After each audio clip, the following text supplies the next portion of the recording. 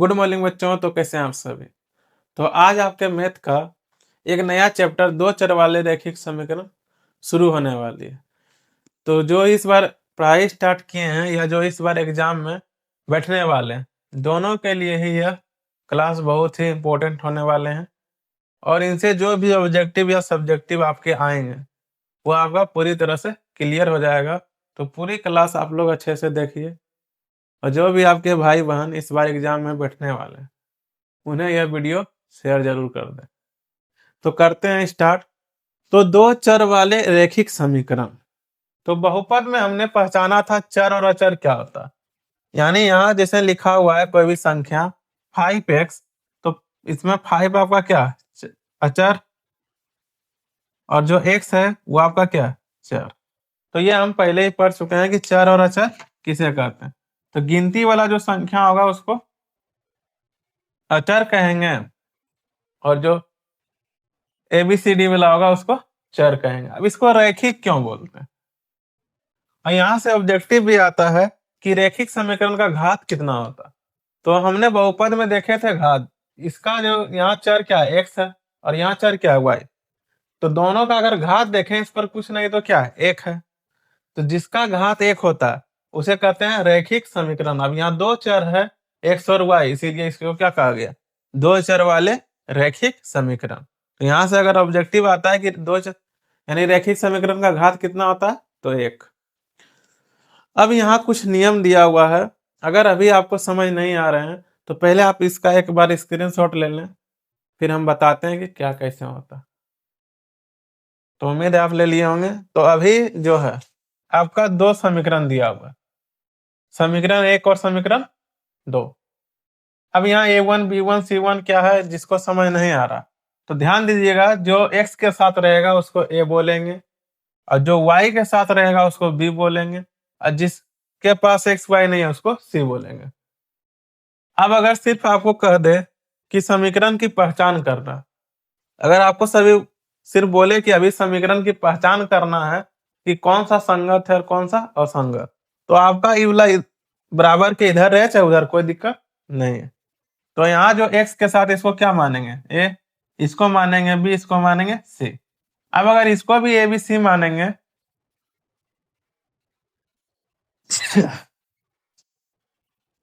तो दोनों में कोई फर्क नहीं पता चलेगा, इसीलिए इसको क्या मानते हैं, A1 B1 C1। इसको मानेंगे A2 B2 और C2।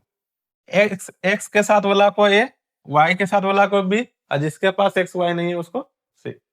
तो यहां तक आप समझ गए कि a किसको मानेंगे, b किसको मानेंगे और c किसको मानेंगे। तो अब जो करेंगे, तो अभी कुछ नहीं करना, सिर्फ a को a के नीचे, b को b के नीचे और c को c के नीचे लिखेंगे। तो लिखते हैं, तो इसके आगे क्या है 5, और इसके आगे 7, इतना आप लिख लीजिएगा। फिर बराबर का चिन्ह देना है, और इसमें चिन्ह भी लेंगे, इसके आगे प्लस है इसलिए प्लस नहीं लिए हैं, अगर माइनस रहता तो लेते हैं, जैसे यहाँ माइनस है 6 हो गया। अब यहाँ देखेंगे 8 और -9। तो पहले एक बार सबको बराबर में लिखेंगे, इतना जब आप लिख लीजिएगा उसके बाद मिलाएंगे। देखिए ये दोनों कटेगा नहीं, यहाँ कट रहा है। अब देखिए ये दोनों बराबर है, यहाँ अगर 5 है तो यहाँ भी 5 होना चाहिए था, यहाँ 7 है तो यहाँ भी 7 होना चाहिए था, ऐसा है। अगर ये दोनों बराबर नहीं है तो इसके आगे हम लोग नहीं बढ़ेंगे। तो आप देखिए किस रूप में आया, ये जो आया आपका, इसको क्या माने थे A1 A2, यही ना। तो आया यह A1 A2 बराबर नहीं B1 B2, इस रूप में आया है। तो देखिए ये वाला नियम कहाँ, ये पहला। तो अगर इस नियम का पालन कर रहा है तो ये आपका क्या हो जाएगा, संगत हो जाएगा। तो अगर संगत और संगत में पूछे तो ये आपका क्या हो जाएगा, संगत। अगर पूछे प्रतिच्छेदी है, समांतर है, तो ये आपका क्या होगा, प्रतिच्छेदी। प्रतिच्छेदी। अब जो पहली बार पढ़े अगर नहीं समझे तो एक बार फिर से समझिए कि आपका दो समीकरण पहले से दिया रहेगा, उसमें से दो ही चीज पूछ सकता है, या तो आपका पूछेगा संगत है या असंगत, ज्यादा करके संगत असंगत पूछता है। अगर ये नहीं पूछा तो पूछेगा किसका हल है किसका नहीं है, तो हल इसका और इसका है, इसका नहीं है। तो जो इस नियम का पालन करेगा वो असंगत होता है, बाकी दो क्या होता है आपका संगत। तो असंगत वाला नियम याद रखिएगा कि लास्ट वाला क्या होना चाहिए, बराबर नहीं। और जो इसके बाद बचेगा वो आपका हो गया संगत। तो संगत और संगत में आप पहचान जाएंगे। तो उसके बाद पूछता है कि कौन प्रतिच्छेदी है, संपाती और समांतर। तो जो इस नियम का पालन करेगा वो प्रतिच्छेदी होगा, जो इस नियम का करेगा वो संपाती होगा, जो इसका करेगा वो समांतर।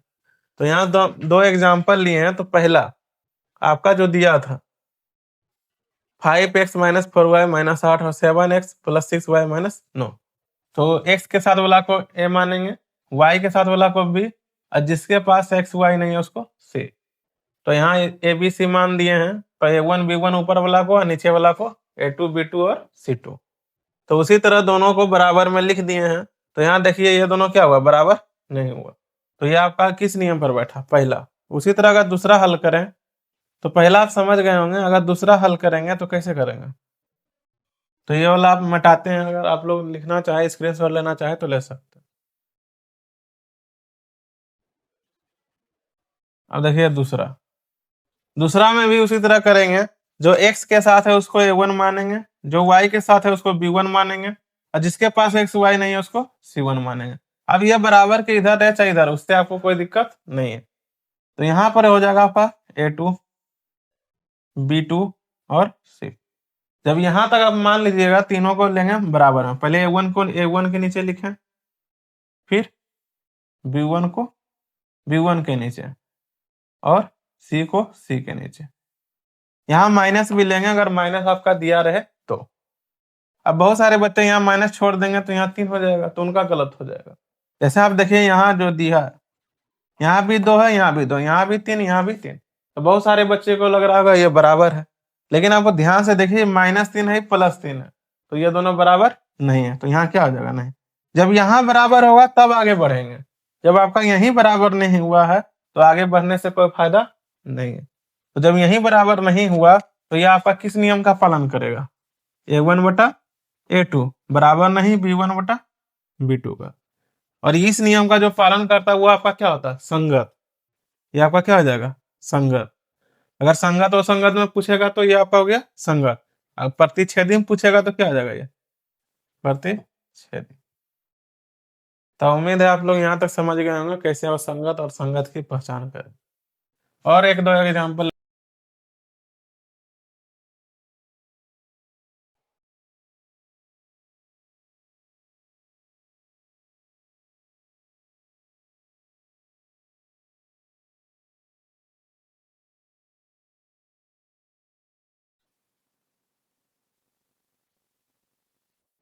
तो एक दो एग्जाम्पल और लेते हैं, इससे आपका जो भी डाउट है वो क्लियर हो जाएगा। तो यहाँ देखिए, यहाँ भी 2 समीकरण, यहाँ भी 2 समीकरण। अब ये बराबर के बाद पहले रहे या बाद में, इससे कोई मतलब नहीं है। हम सिर्फ देखेंगे कि जिसके साथ x है उसको a मानेंगे, और जिसके साथ y है उसको b मानेंगे, और जिसके पास x y नहीं है उसको c मानेंगे, चाहे वो बराबर के उधर रहे चाहे इधर। ठीक ना। तो इसमें आप कंफ्यूज मत होइएगा कि बराबर के इधर है रहना चाहिए कि इधर।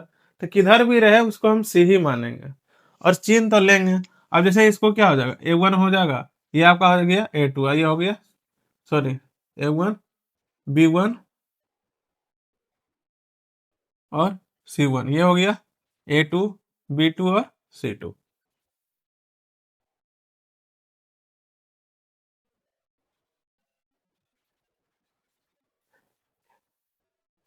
तो आप जब a1 b1 और c1 इस सब का पहचान करने सीख गए तो आपके लिए आसान हो जाएगा।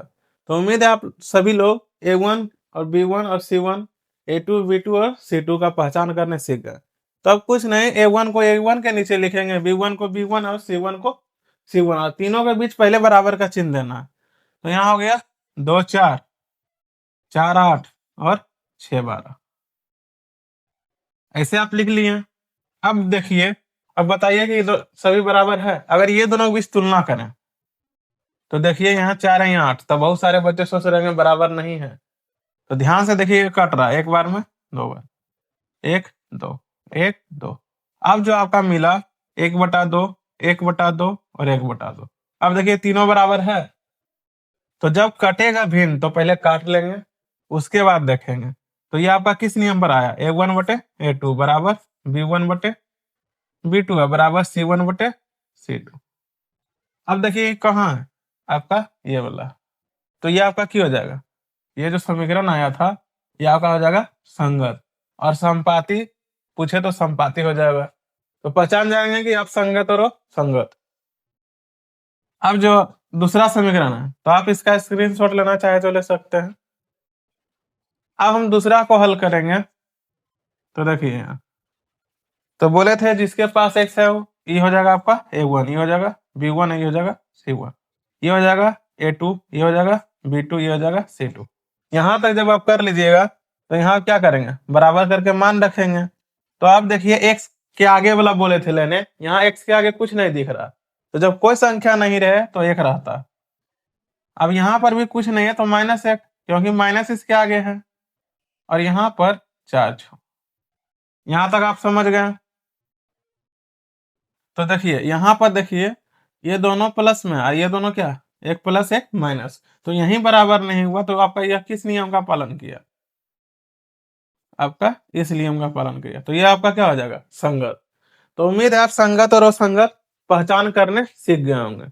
अगर यही आप थोड़ा सा चेंज करें तो इसका पूरा आंसर ही चेंज हो जाएगा। जैसे अभी इसका आपका क्या आया, संगत आया, और अगर ध्यान दें मान लीजिए आपका यह प्लस में होता, प्लस में, तो देखिए इसका आंसर क्या होगा। अगर प्लस में होता तो यह आपका 1/1 होता, फिर 1/1 होता, फिर 4/6 होता। अब देखिए ये दोनों बराबर है, अब ये दोनों के बीच अगर तुलना करें तो ये आपका बराबर नहीं है, तो यह किस नियम का पालन कर रहा है, A1/A2 बराबर B1/B2, अब बराबर नहीं C1/C2, तो किस नियम का पालन किया, इस नियम का, तो यह क्या हो जाता, ओ संगत, ओ संगत। तो संगत और संगत की पहचान करने में माइनस और प्लस का आप लोग विशेष ध्यान रखिएगा। तो उम्मीद है कि आप लोगों को पूरा समझ आ गया होगा कि कैसे संगत और असंगत समीकरण की पहचान होती है। तो अगली क्लास जो हम लोग सीखेंगे दो चर वाले रैखिक समीकरण को हल करने का तरीका। तो मिलते हैं नेक्स्ट वीडियो।